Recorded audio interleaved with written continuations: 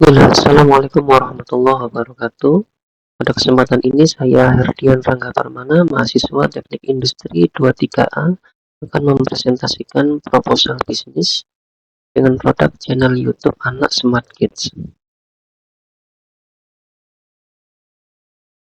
Latar belakangnya adalah bahwasanya peningkatan penggunaan internet oleh anak-anak yang semakin tinggi diiringi dengan kebutuhan akan konten edukatif dan hiburan yang ramah anak terus berkembang. Oleh karenanya kami memiliki rencana membuat channel YouTube yang menyajikan film kartun anak dengan konten edukatif dan menghibur untuk mendukung perkembangan kognitif, emosional, sosial anak-anak. Dan usaha ini dapat dijalankan dengan modal yang terjangkau, cukup menggunakan HP dan akses internet yang biasa diperoleh, sehingga cocok sebagai peluang usaha kreatif maupun pekerjaan sampingan. Bisnisnya bernama channel YouTube Smart Kids. Berupa bidang usahanya adalah channel YouTube, dengan jenis produk adalah video edukasi anak berupa musik, film animasi maupun permainan. Dengan lokasi di Sidoarjo ataupun fleksibel sesuai dengan tempat yang dapat dikerjakan dimanapun. Kemudian slogan usaha adalah channel belajar dan bermain anak yang baik. Visinya adalah menjadi kanal YouTube terdepan yang menyediakan konten kartun edukatif dan hiburan berkualitas tinggi untuk anak-anak. Misinya menghadirkan cerita yang menginspirasi, kemudian mengembangkan karakter kartun yang beragam dan menarik, dan yang ketiga menyediakan tontonan yang aman dan sesuai untuk anak-anak. Keunggulan produk adalah channel YouTube dengan niche anak-anak usia 2-10 tahun dan orang tua yang memiliki anak merupakan channel yang evergreen. Artinya channel yang akan selalu diminati dan banyak penontonnya, karena penonton tidak terbatas waktu. Kemudian rencana produk atau konten adalah konten video yang diproduksi dengan metode rekam layar atas game, lagu, atau video tematik anak yang bersumber dari aplikasi game anak di Google Play Store. Untuk videonya berdurasi 5-10 menit per video. Analisis SWOT atas usaha ini adalah yang pertama strength atau kekuatan. Yang pertama, konten edukatif ini bersifat menghibur sehingga dapat menarik perhatian orang tua dan anak yang ingin anaknya belajar namun tetap sambil bermain. Kelemahannya atau weakness adalah persaingan yang cukup tinggi. Banyak channel anak-anak yang sudah mapan dengan kualitas produksi tinggi seperti Cocomelon atau Pingfong.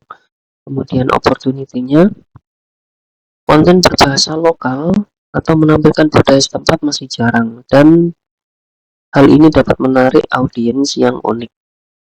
Kemudian threat adalah kebijakan yang lebih ketat untuk konten anak-anak. Ini dapat mempengaruhi monetisasi dan distribusi video.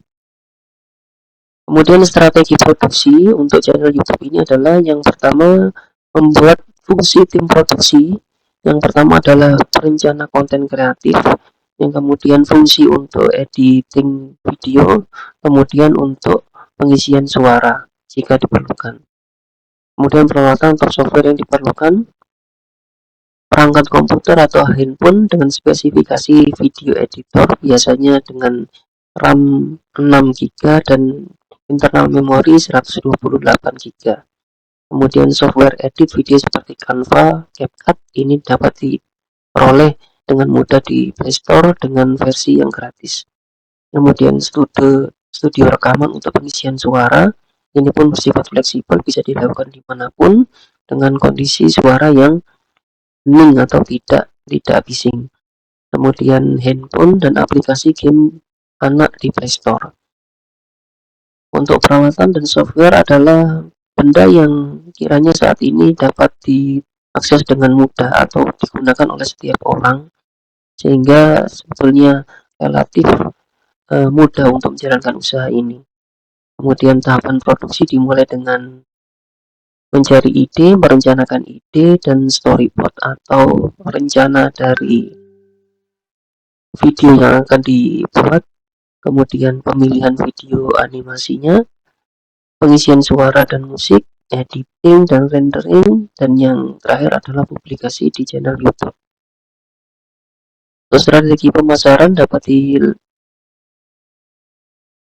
melalui media sosial seperti Instagram, Facebook, TikTok untuk mempromosikan cuplikan konten. Kemudian dapat dilakukan kolaborasi dengan influencer parenting atau kemitraan dengan sekolah. Jika perlu dilakukan optimasi YouTube seperti SEO untuk videonya, kemudian membuat thumbnail yang menarik, serta membuat playlist untuk kemudahan akses. Kemudian perlu untuk sesekali untuk membuat giveaway seperti mainan atau buku karakter dari serial kartun untuk mencapai jumlah subscriber tertentu. Biaya operasional untuk peralatan ini adalah peralatan yang dimiliki saat ini seperti handphone dengan kapasitas 128 GB, kemudian laptop atau PC. Nah, total biayanya 6.500.000, kemudian biaya operasional dalam 1 tahun antara lain untuk listrik, internet, kemudian akses game tanpa iklan, dan biaya tenaga kerja dengan total 5.500.000, atau seluruh biaya yang diperlukan pada tahun pertama adalah 12 juta.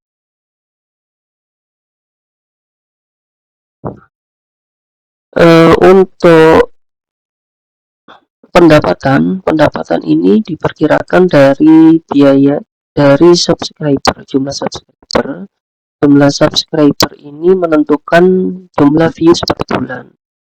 Nah, jumlah views per bulan ini menentukan estimasi pendapatannya.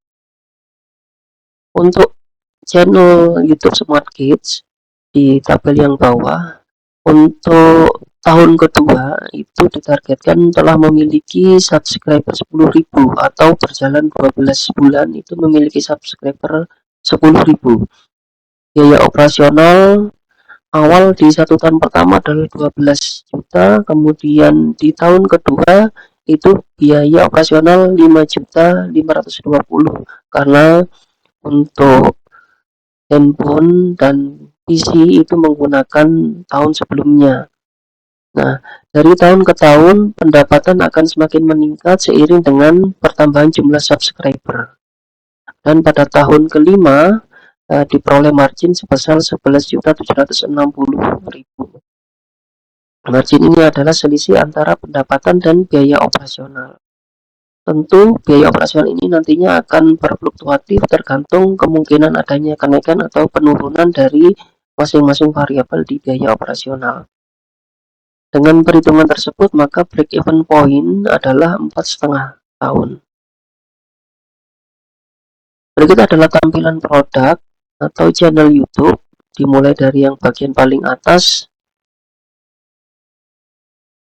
Paling atas adalah tampilan judul channel, kemudian ini adalah video-video yang ditampilkan, video-video yang sudah diproduksi, dan ini adalah salah satu contoh dari video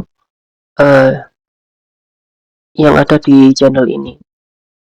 Nah, channel ini direncanakan memproduksi minimal 7 video dalam 1 minggu atau 28 video per bulannya. Dengan itu adalah jumlah minimal dan bisa ditingkatkan. Semakin tinggi jumlah posting video, maka kemungkinan semakin cepat untuk menambah subscriber dan pendapatan.